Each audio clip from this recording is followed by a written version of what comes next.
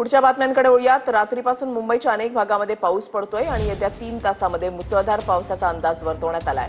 नैऋत्य मोसमी पावसाचा परतीचा प्रवास अखेर राज्यांमधून सुरू झाल्याचं भारतीय हवामान विभागानं रविवारी जाहीर केलं।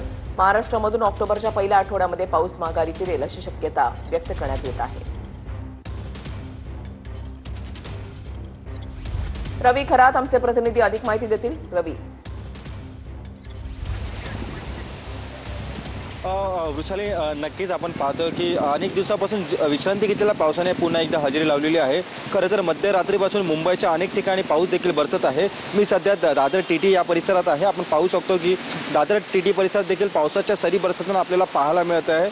आपण पाहतोय की मध्यरात्रीपासून मुंबईतील अनेक ठिकाणी पावसाने झोडपून काढलेला आहे। त्यात सध्या आता दादर टीटी परिसरात देखील मुसळधार पावसाचा जो वेग आहे तो आपणास पाहायला मिळत आहे। सर्वत्र ढगाळ वातावरण देखील या ठिकाणी आपणास पाहायला मिळत आहे व तसंच वातावरणात देखील प्रचंड गारवा निर्माण झालेला आहे। अचानक आलेल्या पावसामुळे नागरिकांची देखील मोठ्या प्रमाणात तारंबळ या ठिकाणी उडाली आहे व आपण पाहतोय की 3 ते 4 तासात मुसळधार पाऊस चा जो अंदाज आहे तो हवामान खात्याकडून वर्तवण्यात आलेला आहे व आपण रेल्वेचा जर अपडेट घेण्याचा प्रयत्न केला मात्र रेल्वेच्या तिन्ही मार्गावरील ज्या रेल्वे सेवा आहेत त्या सध्या 5 ते 10 मिनिटं उशिराने धावत आहे। खरं तर अनेक दिवसापासून विश्रांती घेतलेल्या पावसाने आता पुन्हा एकदा हजेरी लावलेली आहे।